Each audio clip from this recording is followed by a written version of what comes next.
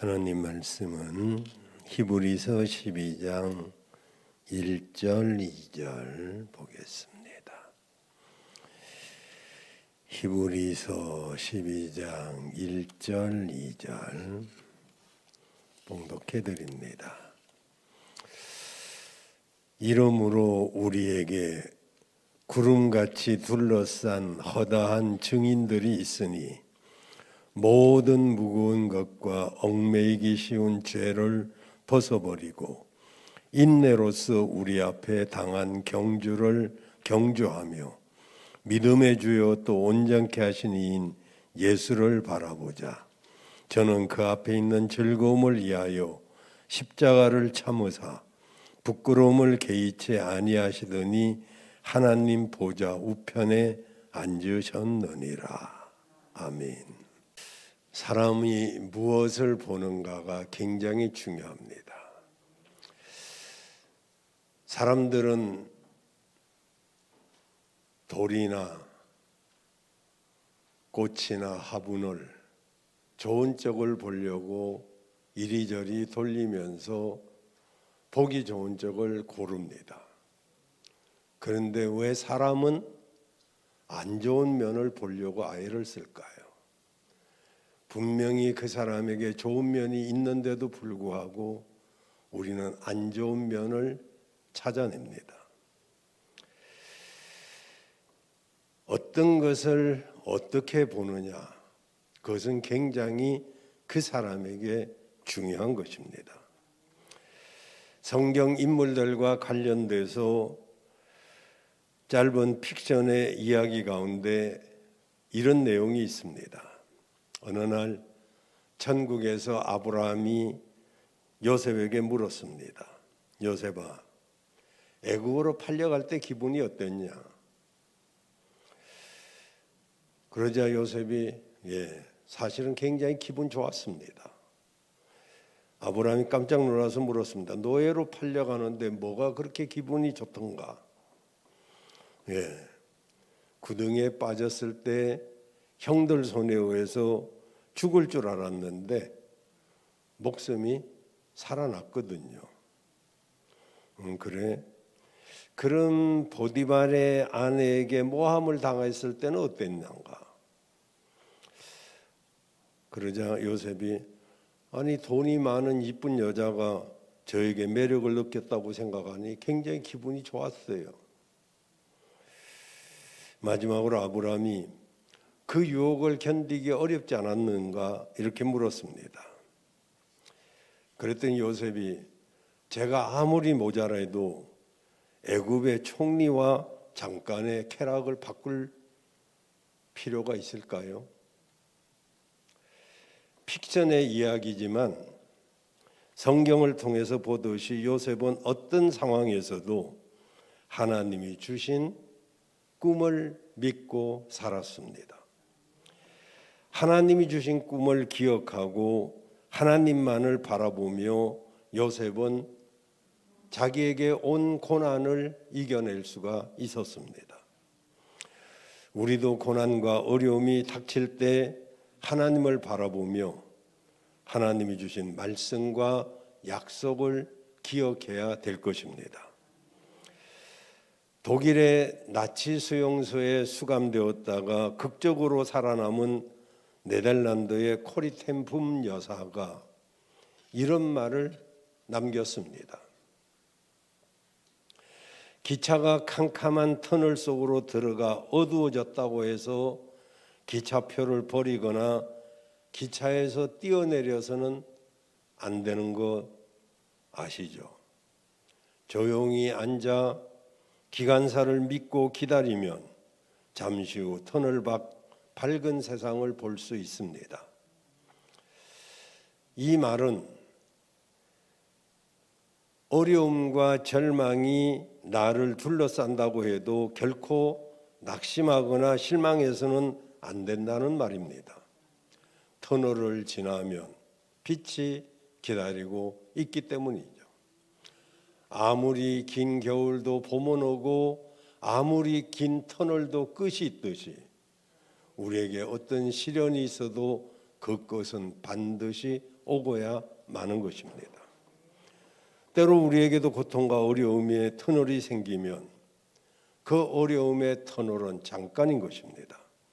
그래서 다윗은 여호와는 나의 빛이요 나의 구원이시니 내가 누구를 두려워하리요.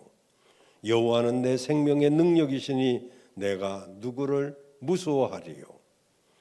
시편 27편 1절에 이렇게 고백했습니다. 수많은 대적들에게 둘러싸여 있을지라도 정말 환경은 어둡고 고통스럽게 느껴졌지만 하나님이 계시기 때문에 아무것도 두렵지 않더라는 말이죠. 우리의 삶에 아무리 캄캄한 일이 생긴다 할지라도 빛 대신 주님을 바라보고 살면 우리의 길은 환하게 밝아지게 될 줄로 믿습니다. 여러분은 요즘 무엇을 보고 사십니까? 여러분의 눈길이 향한 곳은 어디입니까? 혹시 세상적인 것을 바라보고 있지는 않습니까? 비신앙적인 것을 보고 있지는 않습니까? 정말 허탄한 허무한 것들을 바라보고 있지는 않습니까? 잠시 후면 없어질 것들을 바라보고 있지는 않습니까? 물론 아니라고 믿습니다마는 여러분 스스로가 내가 무엇을 보고 사는지, 정말 좋은 면을 보고 살려고 애를 쓰는지 아니면 어두운 면을 보고 살고 있는지, 도대체 나의 눈길에 향해 있는 곳은 어디인지, 정말 내가 예수 믿는 사람으로 예수를 바라보고 살고 있는지 우리는 늘 자신에게 물어야 될 것입니다. 오늘 본문에 이런 말씀을 하고 있습니다. 믿음의 주요 온전케 하신 이인 예수를 바라보자. 저는 예수님을 바라보자 이런 제목으로 여러분과 은혜를 나누려고 합니다. 왜 첫째로 우리가 예수님을 바라봐야 하느냐면 1절을 띄워주세요. 그냥 왜 우리가 2절 우리가 주님을 바라봐야 하냐면 그분은 믿음의 주이기 때문입니다. 오늘 믿음의 주요 이렇게 말씀하고 있죠. 이 말은 바로 예수님이 믿음의 근원이라는 뜻입니다. 예수님의 믿음의 근원이란 이유는 예수님이 우리에게 믿음을 주시기 때문입니다. 마가복음 9장에 보면 아들이 귀신이 들려서 불에도 넘어지고 물에도 자빠지는 그 아이를 데리고 한 아버지가 예수님께 나왔습니다. 근데 마침 예수님은 베드로와 야고보와 요한을 데리고 변화산상에 올라가셔서 거기서 율법의 대표인 모세와 능력의 대표인 엘리야와 함께 십자가에 관한 이야기를 하고 계셨습니다.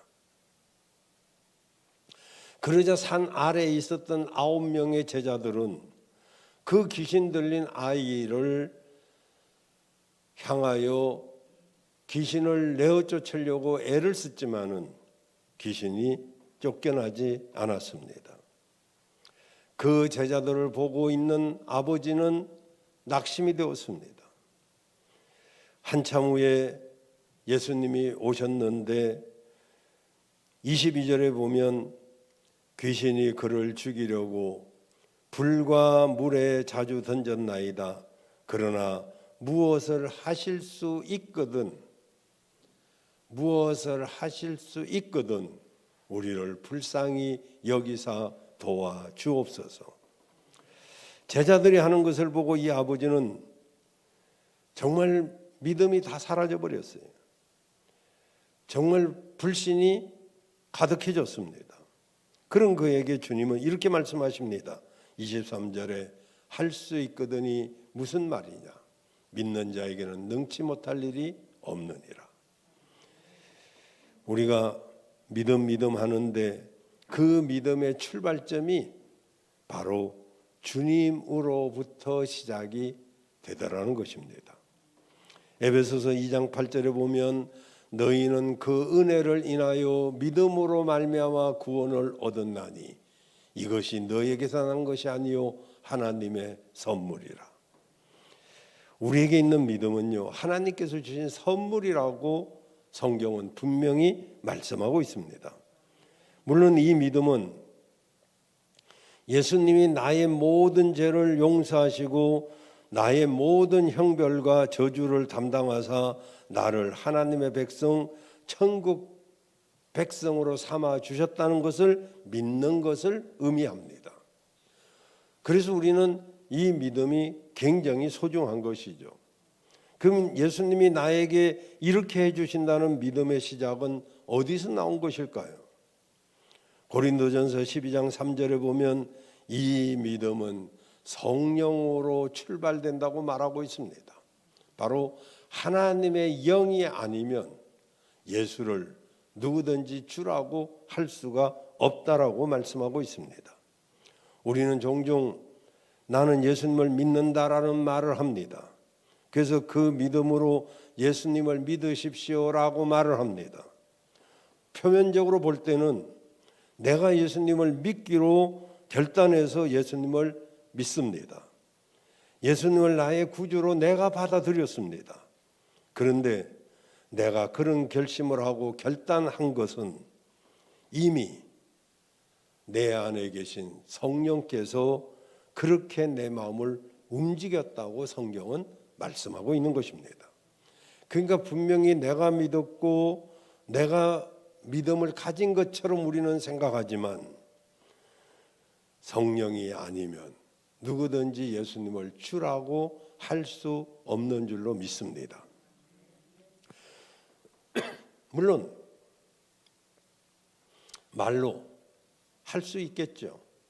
그러나 결정적인 순간에 말로 한 이 믿음은 사라지고 말게 됩니다.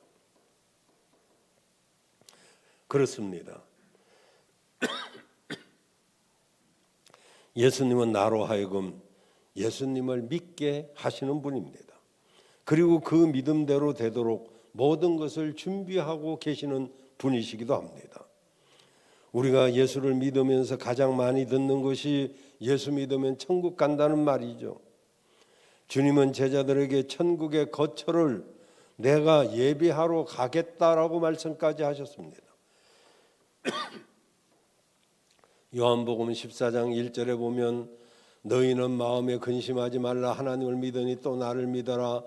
내가 내 아버지 집에 거할 곳이 많도다. 그렇지 않으면 너희에게 일렀으리라. 내가 가서 너희를 위하여 처소를 예비하러 가노니 내가 가서 너희를 위하여 처소를 예비하면 내가 다시 와서 너희를 내게로 영접하여 나 있는 곳에 너희도 있게 하리라. 여러분, 주님이 하늘에 처소를 마련하고 우리를 그분이 계신 곳으로 데리러 다시 오겠다고 말씀하고 계십니다. 예수님은 우리의 믿음의 대상이시기도 하지만 우리에게 이 믿음을 주시는 분이시고 그 믿음대로 모든 것이 이루어지도록 준비하고 계시는 분이신 것이죠.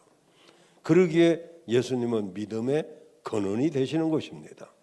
또한 그 믿음이 흔들리지 않도록 성령을 보내주셔서 우리를 도우시는 분이기도 합니다. 한평생 믿음 생활하면서 믿음이 흔들리지 않는 사람이 누가 있겠습니까? 서두에 말씀드린 요셉도 왜 믿음이 흔들린 경험이 없겠습니까? 성경을 보면 믿음의 조상인 아브라함도 믿음이 흔들린 적이 여러 번 있었습니다. 아들을 주어서 하늘의 별처럼 바다의 모래처럼 자손을 많게 해주신다고 하나님이 약속하셨지만은 자신과 아내가 점점 나이가 들어서 태의 죽음과 정말 산 송장 같은 그런 지경에 이르게까지 되었습니다. 그래서 틀렸다고 생각하고 그는 인간적인 방법으로 엘리에셀을 자신의 양자로 삼으려고까지 했습니다. 어디 이런 경험이 아브라함에게만 있을까요? 모세도 그랬고 다윗도 그랬고 엘리야와 같은 선지자도 로뎀나무 아래서 차라리 죽는 게 낫겠다라는 생각까지 했습니다. 세례 요한도 그랬고 바울도 그랬고, 세례 요한도 자신이 감옥에 갇히니까 예수님에 대한 확신이 흔들려 가지고 사람들을 보내서 오실 그분이 정말로 당신이 맞습니까? 라고 묻기도 했습니다. 누가복음 7장 19절에 보면 세례 요한이 흔들리는 모습을 볼 수가 있습니다. 우리가 기다리는 분이 당신입니까? 아니면 또 다른 사람을 기다려야 됩니까? 고린도전서 9장 27절에 보면 바울은 내가 내 몸을 쳐서 복종케 함은 내가 다른 사람에게 전한 뒤에 내가 도리어 버림이 될까 두렵다 그랬어요. 흔들리는 믿음이 이렇게 사람들이 있는데 이 믿음의 거장들마저도 그랬다면 우리에게 이런 흔들림의 그 고민이 없겠습니까? 그런데 우리는 저들보다 감사할 것은 그럴 때마다 보혜사인 주님이 또 다른 보혜사인 성령님을 우리에게 보내주셔서 나와 여러분을 인도하고 계시다는 사실입니다. 그래서 그분의 보내신 주의 영이 바로 보혜사 성령이신 것이죠. 보혜사는 우리를 돕기 위해서 우리 곁에 계시는 분이십니다. 그래서 요한복음 14장 16절에 보면 내가 아버지께 구하겠으니 그가 또 다른 보혜사를 너희에게 주사 영원토록 너희와 함께 있게 하시겠다라고 하십니다. 보혜사는 우리가 예수 그리스도를 구주로 영접하고 주님이 주신 믿음으로 사는 사람에게 영원토록 함께 하시는 하나님의 영인 줄로 믿습니다. 이렇게 주님은 우리에게 믿음을 주시고 그 믿음을 정말 그 믿음을 붙들어 주시기 위해서 나와 여러분을 도우시는 분이기 때문에 주님을 믿음의 근원이라고 하는 것입니다. 예수님을 믿지 않는 사람들이 얼마나 많습니까? 그런데 우리는 주님의 은혜로 믿음을 가지게 되었고 구원을 받은 하나님의 자녀가 되었습니다. 우리는 이 구원에서 절대로 떨어지지 않습니다. 즉 구원은 절대로 취소되지 않는 것입니다. 주님은 보혜사를 보내주셔서 우리를 지키시고 인도하시고 보호하시는 줄로 믿습니다. 우리는 이런 은혜와 사랑을 입은 자들입니다. 그러니 우리가 해야 할 일은 오직 예수님을 바라보고 사는 것입니다. 여러분이 보이는 세상적인 것을 보지 말고 눈을 들어 주님을 바라보시기를 바랍니다. 누구를 바라보느냐? 무엇을 바라보느냐? 어떤 시각으로 보느냐? 이것은 너무너무 중요한 것입니다. 우리 모두 믿음의 주이신 예수님을 바라보고 살아가야 될 줄로 믿습니다. 두 번째로 예수님을 바라보고 살아야 될 이유는 예수님이 2절에 보니까 온전케 하시는 이이시기 때문에 그렇습니다. 2절 상반절 보시면 여기 온전케 한다 이 말은 우리의 믿음을 점점 완성시켜 간다 그런 뜻이죠. 어떤 사람이 있는지 처음 예수 믿을 때 그 믿음이 온전한 사람은 없습니다. 제가 자주 하는 말씀이긴 합니다마는 어머니 뱃속에 있는 아이는 결코 어머니를 볼 수 없습니다. 그렇다고 생명이 없는 것이 아니잖아요. 그가 어머니 뱃속에서 출생해야 어머니를 알지만 그러나 어머니를 인격적으로 아는 것은 100일 때 압니까? 1살 된다고 압니까? 아이 때는 모르는 거죠. 2-3살 돼서 다른 사람이 데려다 키우면 얼마든지 키울 수 있죠. 저도 생모가 있었지만은 나를 키워주신 어머니가 진짜 어머니인 줄 알고 중학교까지 컸습니다. 나의 생모는 유모인 줄 알았어요. 그랬어도 나중에 누가 설명해 주지 않아도 아, 저분이 나의 엄마구나, 이것을 알게 되었어요. 그래요. 엄마를 엄마로 아는 것은 시간이 필요합니다. 세상 사람들은 예수를 믿으면 천사가 되는 줄 압니다. 예수 믿는 사람은 왜 저러냐고 말합니다. 그러나 예수 믿는 사람은 예수를 자신의 구주로 영접하면 그가 영적으로 출생하는 것이지 그가 자라나는 것이 아닙니다. 우리 재영이 권사님 손자 하나 이제 좀 괜찮아요? 하나가 벌써 그렇게 컸는데 이쁘고 크고 잘 크고 그랬는데 하나가 태어나자마자 걸었나요? 할머니 고맙습니다 그러던가요? 그죠? 태어나면 똥인지 된장인지 모릅니다. 좀 빨리 걸어야 돌전에 걷지, 옛날 우리 같은 때는 돌전에 걷기는 그냥, 나 같은 경우는 3살 때까지도 못 걸었어요. 그냥 눕혀놓으면 그냥 얼마나 착한지 그냥 누워만 있었어요. 돌떡 돌린다 그러면 빨리 크는 거예요. 지금은 뭐 애들이 한 달만 돼도 뭐 옛날에 그냥 100일 된 애들보다 더 이쁘고 더 잘 커요. 근데 옛날에는 그렇지 않았어요.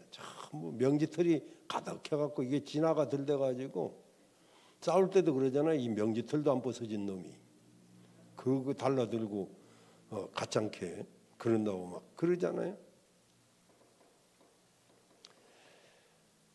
예수 믿으면 신분으로 출생하는 것이지 그가 자라나는 것이 아닙니다. 예수 믿어도 여전히 성질 더러운 사람은 더럽고 성질 느긋한 사람은 느긋하고 그런 거지요.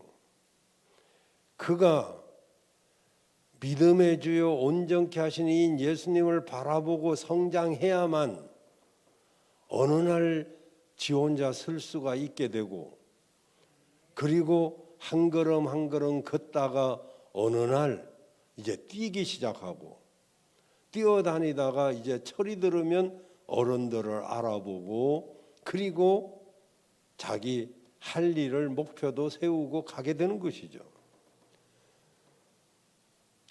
귀한 것은 더디 자라납니다. 귀한 것이 그냥 쑥쑥 자라나던가요? 잡초는요, 안 돌봐도 얼마나 잘 자라나는지. 저도 은퇴 후에 이제 뭘 할까 하다가 그냥 나도 시골 가서 그냥 살아야겠다 그런 생각을 하고 간혹 농사 일을 해보긴 했습니다마는 심기는 잘 심습니다. 저는 뭐가 봄이 되면 뭘 심습니다. 뭐 상추도 심고 고추도 심고 하는데 바쁘다 보니까 한두 주 안 가면 풀이 그냥 얼마나 비가 오고 난 뒤에 자라나는지, 그럼 그 다음부터 안 갑니다. 가기가 싫어가지고. 그럼 그해 심은 거 다 헛거하는 거죠. 거기 가서 살면 혹시 몰라도 이렇게 목회를 하거나 어떤 일을 하면서 그 일을 하기는 참 어렵더라고요. 근데 사실은 중세기 때 목회자들은 전부 영성을 어디서 회복했느냐? 노동에서 회복을 했습니다. 목회자의 영성 회복은 정신적으로는 많이 쓰잖아요. 그러지만은 육체적인 것에서 많이 깨닫습니다. 농부의 심정이 어떤 것인지, 왜 농사를 짓는 사람은 하늘을 쳐다봐야 되는지, 자기 힘으로 할 수 없는 벽을 만나봐야 깨닫게 되죠. 어쨌든 간에 성장해야만이, 그제서야 부모의 마음도 알고 그리고 농사의 소중함도 알게 됩니다. 철이 없을 때는 저밖에 모르죠. 다 지가 잘나서 큰 것처럼 생각하는 자녀들도 많이 있습니다. 성도도 마찬가지죠.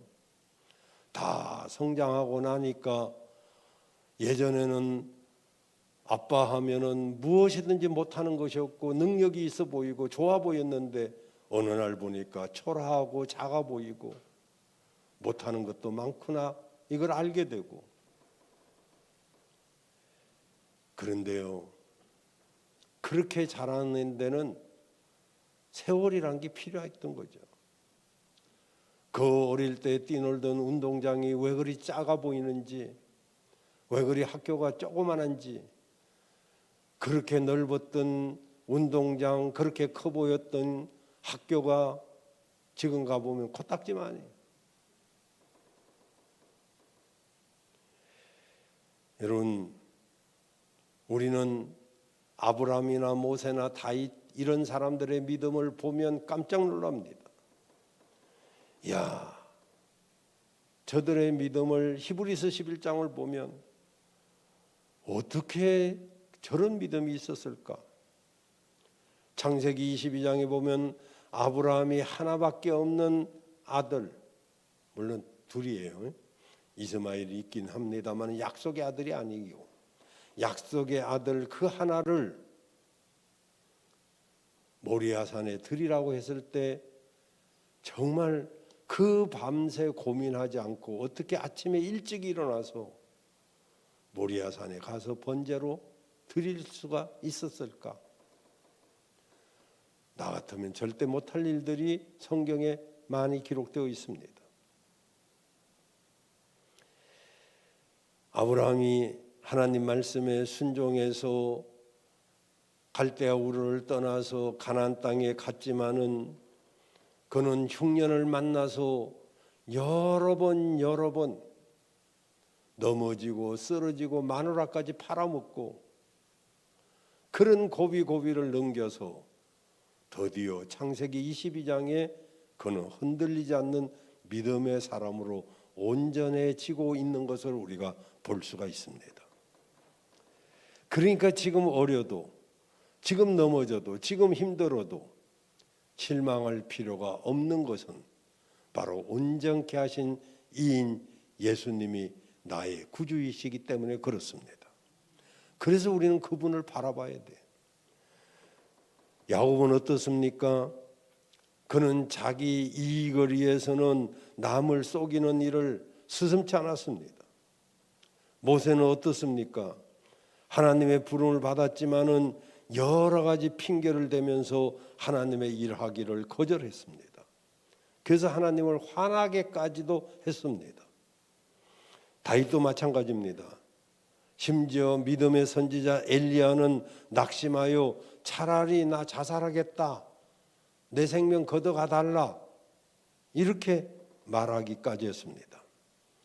이렇게 믿음의 위대한 사람들도 그 믿음에 넘어짐이 있었고 실패가 있었고 믿음이 약해질 때가 많이 있었습니다. 그런데 어떻게 그분들은 우리가 아는 그 믿음의 거장이 될 수가 있었을까요? 바로 하나님이 그들을 연단시키고 그리고 하나님이 그들을 이끌어 가셨기 때문입니다. 우리는 믿음의 주요 온전케 하신 그분을 바라보면서 그분이 우리에게 주시는 여러 가지 어려움과 역경들이 바로 나를 이끌어가는 훈련 과정이란 것을 우리는 잊어서는 안 될 것입니다. 히브리서 11장에 나오는 인물 중에 미스테리한 사람이 하나 있습니다. 이 32절에 보면 내가 무슨 말을 더하리요? 기드온, 바락, 삼손, 입다, 다윗과 사무엘과 및 선지자들의 일을 말하려면 내게 시간이 부족할 것이다. 여기 드보라가 함께 가지 아니하면 전쟁에 나가지 않겠다는 바락 같은 사람도 믿음의 사람인가 싶지만은 입다는 더 말할 필요가 없죠. 여러분 사사기 11장 1절에서 3절에 보면 입다를 이렇게 소개하고 있습니다. 길르앗 사람 입다는 큰 용사였으나 기생이 길르앗에게 낳은 아들이었고 기생 아들이었어요. 길르앗의 아내도 그의 아들들을 낳았더라. 그 아내의 아들들이 자람의 입다를 쫓아내며 그에게 이르되 너는 다른 여자의 자식이니 우리 아버지 집 기업을 잊지 못할 것이다. 기생 아들 주제에 우리 집 재산 노리지 마라 하면서 내쫓아 버립니다. 입다가 그 형제들을 피하여 돕 땅에 거함에 잡류가 건달들이 그에게 모여와서 그와 함께 출입하였더라. 기생의 아들로서 그 아버지 유업을 잊지 못하고 쫓겨나서 잡류들과 다시 말하면 건달들과 함께 어울려서 살아갑니다. 이게 뭐 입다의 잘못은 아니죠. 기생의 아들로 누가 태어나고 싶어서 태어났겠어요? 그러나 그 형제들에 의해서 집에서 쫓겨난 뒤에 지방으로 쫓겨가서 살았는데 건달들을 모아서 나중에는 그 우두머리가 되었습니다. 그런데 이런 입다가 믿음의 사람이래요. 그럼 어떻게 이런 입다가 믿음의 사람이라고 말할 수 있을까요?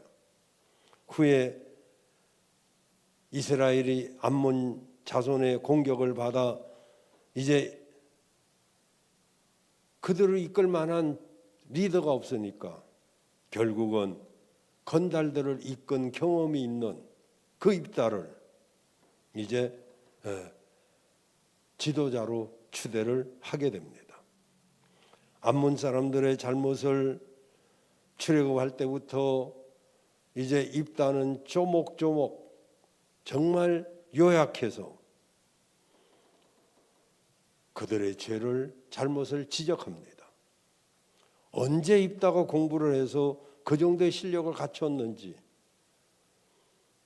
알 수 없죠. 그러나 한 가지 분명한 것은 그가 공부를 못했다 할지라도 건달들과 어울려 살았다 할지라도 하나님이 그를 들었으면 그에게 지혜와 능력을 주시는 분이 하나님이신 줄로 믿습니다. 겉으로 보여지는 것은 건달패 두목이지만 그런 입다지만 하나님은 그를 사용하기 위해서 미리 다 준비를 하셨던 것입니다.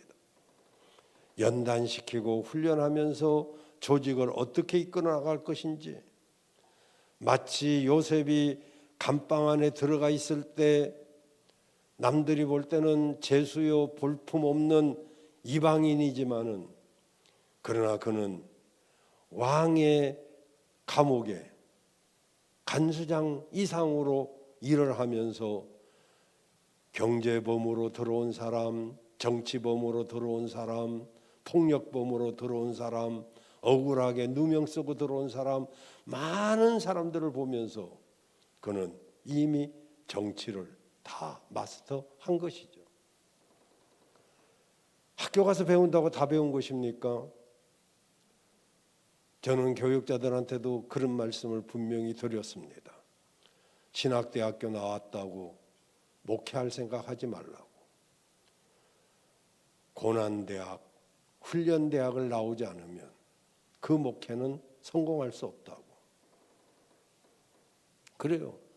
안 그러면 하나님이 다 훈련시켜요. 이런 훈련 저런 훈련 못 받았다 할지라도 현장에서 다 받게 됩니다.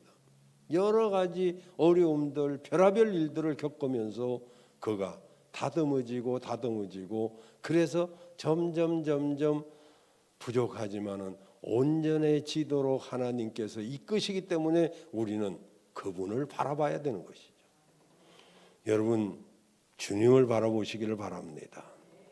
주님만 바라봐야 돼요. 지금 힘들어도 주님을 보시길 바랍니다. 환경이 어려워도 주님을 바라보시길 바랍니다. 여러 가지 근심 걱정거리가 있을지라도 눈을 들어서 주님을 바라보시길 바랍니다. 그분이 믿음의 주요 온전케 하시는 이이십니다. 시편 119편 67절에 보면 고난 당하기 전에는 내가 그릇 행하였더니 이제는 주의 말씀을 지키나이다. 고난 당하기 전에는 내 생각대로 내 맘대로 행하였지만은 고난을 당하고 보니까 주의 말씀을 지키는 것이 얼마나 복된 것인가를 깨달았다는 것이죠. 여러분, 이렇게 돼야 신앙이 성장하는 것이죠. 물론 고난이 오면 낙심해서 주를 떠나는 사람들도 있습니다. 그러나 그 사람 마음에 보혜사가 계시고 그 안에 믿음이 있으면, 정말로 그가 성령을 받은 사람이라면 그는 주님 안에 앞으로 다시 돌아오고야 말게 되는 것입니다. 주님은 결코 떠나지 않습니다. 저는 시청각 교육으로 성경 공부할 때 상대방에게 내 손을 잡아보라고 그럽니다. 서로 어긋나서 잡아보죠. 빼보라고 말합니다. 빼려고 애를 쓰죠. 그러나 그가 나보다 힘이 세면 빠질 수는 있겠지만은 나보다 힘이 약한 사람은 내 손에서 빠져나갈 수가 없죠. 만왕의 왕이시고 만주의 주이신 주님께서 내 아버지가 만유보다 크심에 내 손에서 빼앗아 갈 자가 없다고 그랬어요. 우리 주님이 점 찍어서 택한 사람은 그 누구한테도 빼앗기지 않는 줄로 믿습니다. 다만 우리가 그 손을 잡았다 놓았다 우리는 할지 몰라도 주님은 한 번 잡은 손을 결코 놓지 않으십니다. 일제 36년 강점기 시절 우리 기독교는 엄청난 핍박을 받았습니다. 물론 어떤 분들은 고난을 이기지 못하고 그 어려움 속에 포기하고 신사참배를 함으로써 정말로 친일파가 되었지만, 대부분 성도들은 신앙을 지키고 끝까지 믿음을 지켰습니다. 당시 일본의 신사참배 요구를 받아들이지 않아서 80개 교회가 파괴되었고 기독교 계열의 학교 8곳이 폐교를 당했습니다. 3.1 운동을 하다가 감옥에 간 성도는 3,378명이었고 그리고 목사님들은 554명, 전도사님이 127명, 장로님은 63명. 그들은 감옥을 마다하지 않고 들어갔습니다. 총독부에 이렇게 기록되어 있습니다. 감옥에 간 성도가 3,373명, 목사가 54명, 전도사가 127명, 그리고 장로님이 63명. 다 믿음을 지키기 위해서 고난을 마다하지 않았습니다. 그러나 조국이 해방되면서 신앙에 대한 열망은 그 누구도 막을 수가 없었어요. 조국의 강복과 하늘의 소망 하나로 3.1절 날 태극기 하나 손에 들고 거리로 나왔던 그 많은 믿음의 사람들, 믿음의 선배들은 어떤 어려움 속에서도 결코 하늘의 소망을 버리지 않았습니다. 여러분, 어떤 어려움이 있어도 하늘의 소망을 버리지 마시고 믿음 굳게 붙잡으시기를 바랍니다. 초대교회 당시에는 예수님을 믿는다는 이유만으로도 로마의 원형 극장에 던져졌습니다. 잠시 뒤에 사자굴의 문이 열리고 그리스도인들은 처참하게 사자에게 사지가 찢겨져 죽었습니다. 물론 사자의 입을 막아서 다니엘을 구원하신 그 하나님이 왜 그러셨는지 우리가 의문이 들기도 하지만은, 그러나 그런 과정을 거쳐서 비록 소수의 믿는 사람들이었지만은 로마를 무너뜨리고 로마의 국교가 되게 하는데 절대적인 역사를 일으킨 것은 성도들의 굳건한 믿음 때문이었던 것입니다. 그러니 어려운 상황 속에서 더 빛나는 것이 진정한 그리스도인인 것이죠. 우리는 어떤 상황 속에서도 주님을 향한 소망의 끈을 놓아서는 안 될 줄로 믿습니다. 왜 우리가 주님을 바라봐야 됩니까? 그분이 믿음의 주이시기 때문에 그래요. 그분이 우리를 온전케 하실 수 있는 분이기 때문에 우리는 오늘도 눈을 들어 주님을 바라봐야 될 줄로 믿습니다. 코로나로 인해서 어려운 시절이지만 우리가 예수를 바라보며 살면 반드시 좋은 날이 오게 될 줄로 믿습니다. 오늘도 그 은혜가 여러분 모두에게 있기를 주의 이름으로 축원합니다.